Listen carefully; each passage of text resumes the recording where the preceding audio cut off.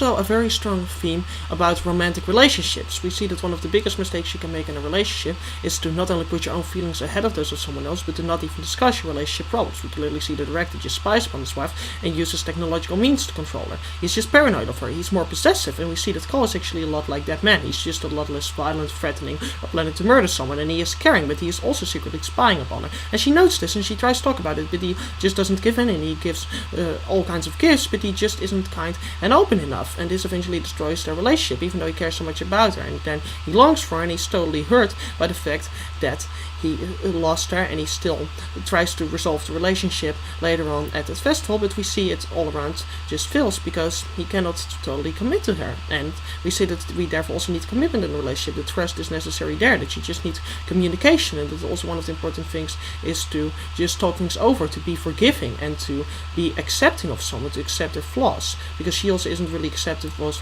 his more crankiness and his more seriousness, and we see that that is a problem as well. And we see that the director was very harsh upon his wife, and that it's also that somebody feels threatened, and that you don't really aren't really comfortable with someone, and that it isn't just having fun things in common and that you like to do things with each other, but that you also really put another person ahead of yourself, and that you really treat another person as an equal and with worth, and that you really also make them a central part of your life. That all of these are crucial to a good, proper relationship, and that people often still, if they're hard upon the people they love, and if they're close stuff, they still do care about relationships, as the director clearly also cares about his girlfriend. So the people who are possessive aren't automatically evil. That's also three-dimensional. But that mistake they just made is to not do something about their coldness, that they don't try to strengthen their bond with someone, and that they don't truly have the courage to commit. It's also a matter of courage, of truly being able to trust upon your relationship with someone, upon your love for someone, and that this can really pull you through, and that you can give yourself totally to someone by also showing personal secrets, and that it's just being very complimentary and nice, and that if you miss these elements in a relationship, that this can just eventually cause problems, but that it's not due to pure selfishness. And this is of course totally true. I know all about it. My girlfriend was a totally heartless, cold bitch, and I was totally right dumping her. Yeah, I don't kill people because they break up with me. I do that for fun and for political reasons. I'm not that possessive. That would be sexist. The girl has the right to break up with me. Now, if she wanted to divorce me, that would be a sin. So I would make sure the priest would no longer give her communion. And I would tell the Italian mob about it, and they'll just act on it in whatever way they want to. They probably won't do anything because they're still trying to get after me, so if I just walk in there, I'll be shot. Probably wasn't smart to make a your mom joke in an Italian bar. No, and I as a Catholic should have known about that. Oh, and by the way, maybe my girlfriend's relationship and me, it could also kind of have been hurt by the fact that I followed the whole wait till marriage philosophy. And with that I mean saying that you love someone. Sex you can do before that, you just have to do confession. But saying you love someone, that's just making yourself too vulnerable. And yes, I had a therapist.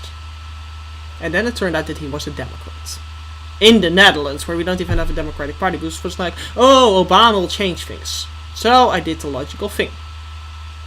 I stopped falling therapy with him. We just couldn't see eye to eye. Yeah, I know I'm in an underwhelming mood. I'm sorry, but you're not going to get anything exciting here. I've been taking the pills that I've been prescribed by my new psychologist. Yes, I know that they're not technically allowed to prescribe pills in most countries. I shouldn't go to back alley deals. But either way, they do help to calm me down, although I don't think it's because there's such good quality pills and medication, but these rainbows are fun.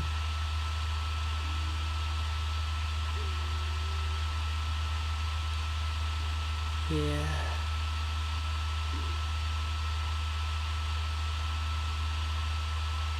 I've got to vomit.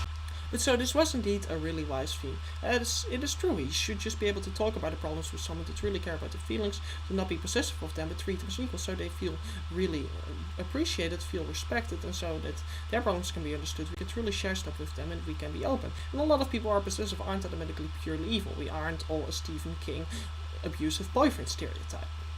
Oh my god, the nostalgia critic is masturbating to that criticism, isn't he?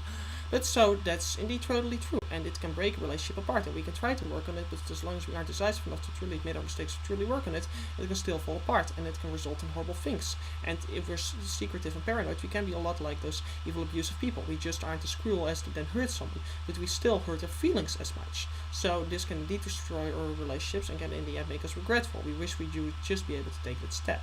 But often we aren't capable of doing so because we aren't capable of doing so in general, not in friendships either, as we saw with Carl. So this was indeed really wise and smart, and it was a very nice three-dimensional theme. So, kudos. The film also has a really dark tone. It's totally centered on death, paranoia, longing and betrayal, but it is very fitting for the themes. It makes the film very intense, while it also had its moments of love and heroism, although they are few and far between. And the film merges many genres, and it is a great thriller with a lot of great tension of whether there will be a murder, a great mystery of how to interpret the tapes, and who's on whose side, a really strong romance with two contrasting deep characters, and a deep character drama with the focus on our heroes in a turmoil. And it also has great corporate espionage, and the pace is excellent. It is really slow, with not a lot of action or a lot of comedy, and it's focused a lot on silent character depression, so that adds to the bleakness of the film. It's slow in a hypnotic sense, and it adds to the tension and of the feel of how conflicted and worn out our main character is. But it isn't that slow for a film of this kind of genre. It isn't like dragging or pretentious as many thrillers are. It goes from plot to characters, conversations and themes and suspense very well. Yet it is hypnotic with fear and loneliness. The film is very one-sidedly dark, having little comedy or action, but this fits the slow build-up to insanity and the brooding themes of religion, privacy and love.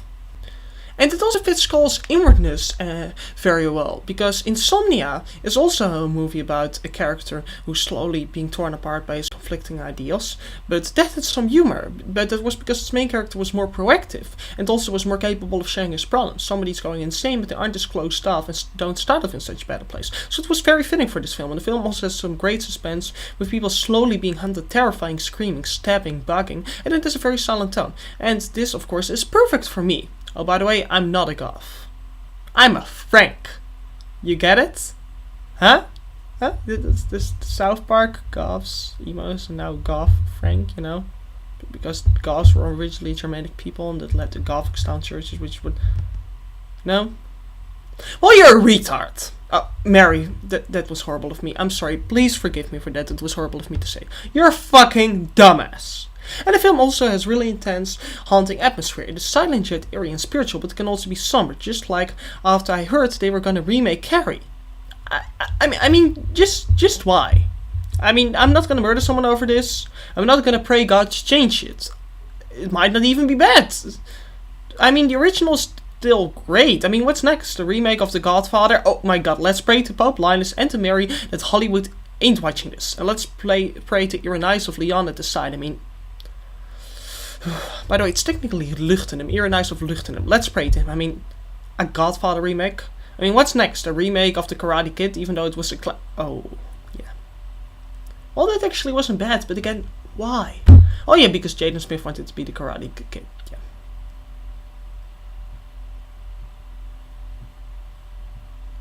Don't you just love painful silences? I mean, yeah, Jaden Smith wanted to be the Karate Kid, and so they remade a perfect 80s movie. Wonderful. And the dialogue in the film is also really great. It is deep and poignant and smart and clever, and the film just has great lines like, I'm not afraid of death. I am afraid of murder. This really shows Cole is very principalic in his heart, and it shows how little he enjoys life, the total opposite of me. On both counts. And Harry, are you gonna give me a hard time tonight? Come on, Harry, turn it off. She's frightened, the way she's saying it. She's frightened. It's no ordinary conversation. This clearly shows that she's trying to subtly seduce Harry, and that she's very playful, but Harry is pondering, and he can hear the subtleties in conversations. He's such a great bugger, and he can understand psychology a little. Also, you want it to be true. No, I just want you to know everything you need to know. That really showed the director did love his wife, and didn't want to believe it. Also, a great conversation was, what do you say, Harry? How about going into partnership? I could use a partner. So could you. 50-50. How about it? I don't need anyone. That is alright. I'm doing pretty good on my own. Anyways, you have got to give credit where credit is due. Abacadabra. You see, I'm number 2. I have to try harder. He was clearly frustrated and admired Harry, yet he was distant. And Mark worked hard to get ahead. And Harry, that is you and me. When we were out there. Warren Super B7, Pen Mike. That's terrific, the bugger got bugged. How do you like it, Harry? I think you should turn it off. This showed how harsh and insensitive his friends were, as well as competitive, and that he was getting very cranky and frustrated, and didn't know how to react calmly anymore. Are you kidding? It's just a joke, for Christ's sake. Mark, Harry doesn't like it when you say for Christ's sakes. Oh, no, I'm sorry, Harry, I apologize. What, are you crazy too, Stanley? This showed not only that Mark was blasphemous, but also that he thought being sensitive was crazy. And it also clearly showed how Stan did care a little bit about his feelings, and how Cole didn't at all belong in this world. People just don't at all have any respect for people with principles in this world anymore. And I can notice that all the time, and when I say that I'm against contraceptives, I'm ridiculed. In fact, the pastor at my yeah, you don't want to hear my whining, but I do want to whine, so you can just click off the oh, you're actually clicking it off. Fine, I'll try to keep it short. How about that compromise? No? Well, how about this? If you don't compromise, then I'll actually detonate the bombs. I know what you're thinking. What bombs? Well, I actually don't know, because I placed bombs in the National Congress, and I probably shouldn't be telling you about that. Okay, but no, so my pastor also thought it was ridiculous that I was against contraceptives, even though the Pope has spoken out against it on multiple occasions. I mean, really, what the fuck? So, where was I? Hold on, you're gonna have to give me a moment here.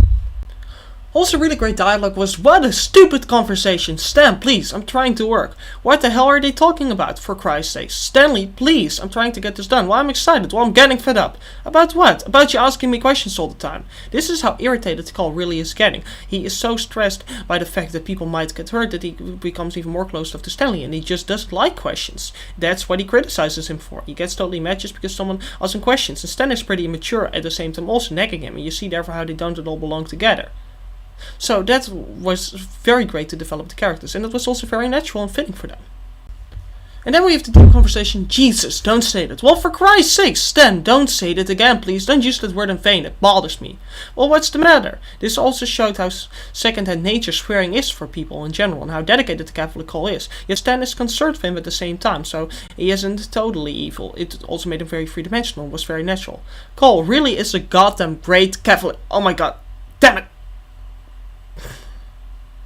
Dear Father, Creator of heaven and earth, help me stop swearing, please. No, he's a fucking great Catholic. That's technically not swearing. Watch Alien Free to get clarification. Also, then it gets even better. Your work is getting sloppy. We'd have a much better track here if you paid more attention to the recording and less to what they are talking about. I can't see why a couple of questions about what the hell is going on can get you so out of joint. Because I can't sit there and talk about the problems of my clients, alright? Well, if you filled me in every once in a while, did you ever think of that? It's got nothing to do with me and even less with you. This curiosity is just goddamn human nature. It is really great that Stan starts swearing again, and Cole even doesn't bother to correct him anymore, as it's so second-hand.